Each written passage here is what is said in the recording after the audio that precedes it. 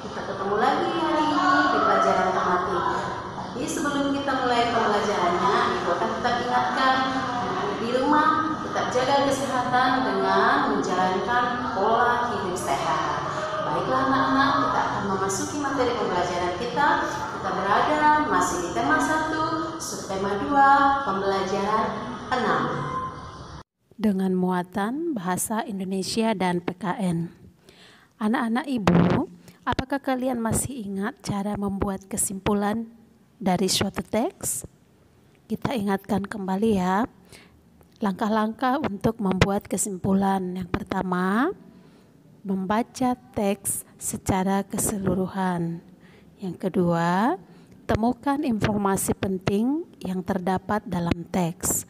Kemudian yang ketiga, membuat kesimpulan berdasarkan informasi penting tersebut.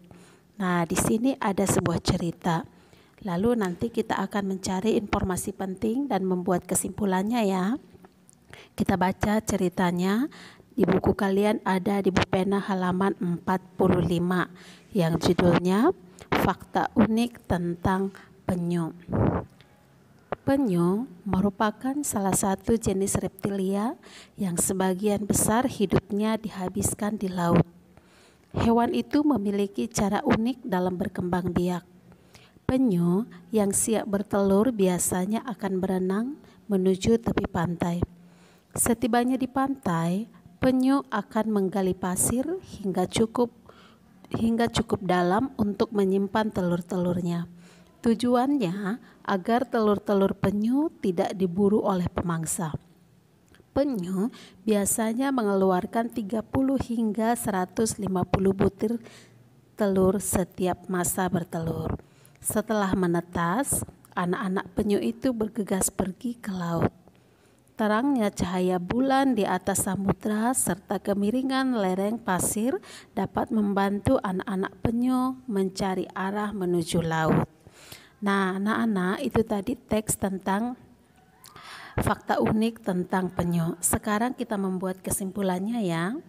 Sudah ada yang dapat kesimpulannya? Nah, kesimpulannya adalah penyu adalah hewan laut yang termasuk reptilia dan berkembang biak dengan cara bertelur. Bertelur ke tepi pantai, yaitu di pasir, yang bertujuan agar telur-telur tidak dibunuh pemangsa. Nah, itu tadi untuk mencari kesimpulannya. Dan sekarang kita akan masuk ke materi selanjutnya, yaitu tentang penerapan sila kelima Pancasila dalam kehidupan sehari-hari. Anak-anak, apakah masih ingat lambang sila kelima? Ayo, apa lambang sila kelima? Lambang sila kelima adalah padi dan kapas. Dan bunyi sila kelima adalah keadilan sosial bagi seluruh rakyat Indonesia. Sila kelima Pancasila bertujuan untuk tercapainya masyarakat Indonesia yang adil dan makmur secara lahir batin. Keadilan merupakan salah satu tujuan negara Indonesia sebagai negara hukum. Penegakan keadilan akan membuat kehidupan masyarakat Indonesia menjadi aman, tentram, dan sejahtera. Nah, untuk mencapai keadilan diperlukan nilai keselarasan, keserasian, dan keseimbangan yang menyangkut hak dan kewajiban seluruh rakyat Indonesia. Lalu, pengamalan sila kelima Pancasila itu apa ya? Nah, kita lihat ya. Pengamalan sila kelima Pancasila yang pertama, bersikap adil. Yang kedua, menjaga keseimbangan antara hak dan kewajiban. Yang ketiga, menghormati hak-hak orang lain. Kemudian yang keempat, suka memberi pertolongan kepada orang lain. Yang kelima, tidak bersifat boros dan bergaya hidup mewah. Yang keenam, tidak melakukan perbuatan yang merugikan kepentingan umum Dan yang ketujuh, menghargai hasil karya orang lain. Nah, di sini ada cerita tentang pengamalan sila kelima Pancasila. Kita baca sama-sama ya.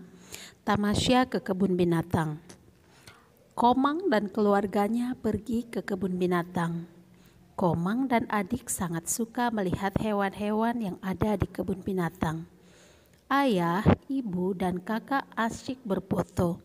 Ketika beristirahat, ibu mengeluarkan bekal kue bolu. Setiap anggota keluarga mengambil 2 potong kue. Akan tetapi, adik meminta 4 potong. Komang menegur adik dengan untuk tidak mengambil terlalu banyak karena takut tidak habis. Adik berjanji untuk menghabiskan semuanya. Setelah beristirahat, mereka berniat melanjutkan jalan-jalan mengelilingi kebun binatang. Adik Komang belum selesai makan kue. Adik menangis karena ia sudah kenyang dan tidak sanggup lagi menghabiskan kue. Ibu menasihati adik agar lain kali mengambil makanan secukupnya saja. Adik berjanji untuk tidak serakah lagi. Nah, anak-anak, ada 3 pertanyaan untuk bacaan tersebut. Kita bahas sama-sama ya. Yang pertama, bagaimana pendapatmu tentang sikap Komang? Nah, sikap Komang tadi sangat baik. Karena apa? Karena Komang menegur adiknya supaya tidak serakah, supaya adiknya mengambil seperlunya saja. Nah, yang kedua, bagaimana pendapatmu tentang sikap adik? Nah, sikap adik di sini tidak baik karena adik mengambil kuenya terlalu banyak sehingga dia tidak tanggung jawab lagi, tidak menghabiskan kuenya. Nah, yang ketiga, apakah sikap Komang dan adik sudah sesuai dengan penerapan sila kelima Pancasila? Kalau sikap Komang tadi sudah sesuai dengan penerapan sila kelima Pancasila. Karena apa? Komang mengambil seperlunya dan tidak boros. Sedangkan adik tidak sesuai dengan penerapan sila kelima Pancasila karena adik bersifat serakah, adik bersifat boros dan bergaya hidup mewah. Nah, anak-anak, demikianlah pembelajaran kita hari ini. Semoga apa yang kalian dengarkan kalian bisa mengerti dan berguna buat kalian. Sampai ketemu di pembelajaran selanjutnya dan jangan lupa dikerjakan tugas-tugasnya ya. Oke, semangat belajar, Tuhan memberkati.